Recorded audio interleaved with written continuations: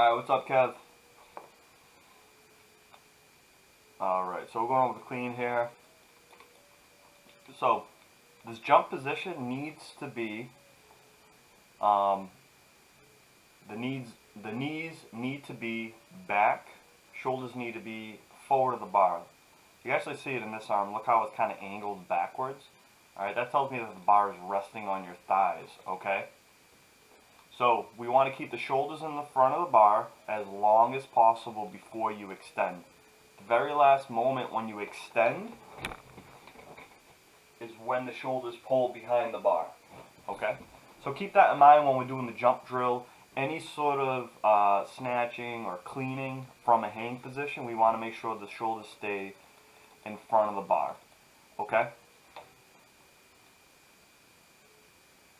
Yep, and the reason we're doing that jump drill is we want to make sure that the hips and the knees are getting fully extended, and they are, okay? A byproduct of that is you're actually going to shrug as a byproduct of that, okay? And that's why mainly we're mostly not going to focus on shrugging, because like I said, that's a natural byproduct of an explosive hip and knee extension, alright?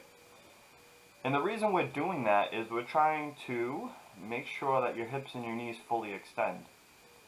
And notice in this position here how, let's see, I'll slow that down, how the hips are slightly unlocked, okay, and the knees are slightly bent, alright? So what we want to do is we want to try to mimic that jump, that position, okay? I'll show you the difference, okay?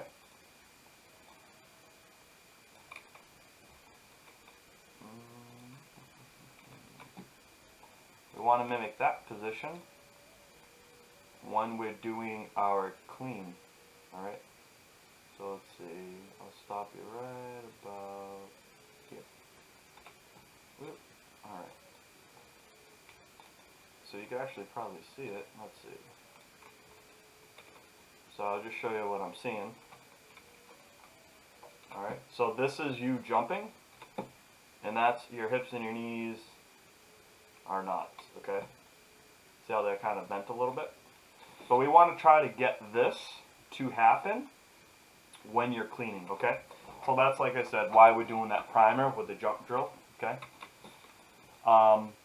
And then the next important piece is, receive it in the front rack position. Any opportunity that we can use to reinforce stable positions, we're going to do it. So that goes for the snatch as well. So that one looked pretty good. The way I like to see it is, no matter what it looks like, we want to make it look like you did it perfect, okay? So in this position, we want to make sure that the weight is balanced over the midfoot, and it's in a nice proper front rack position, meaning elbows are up, it's light in your fingers, it's supported by your shoulders, and lightly touching your neck, okay?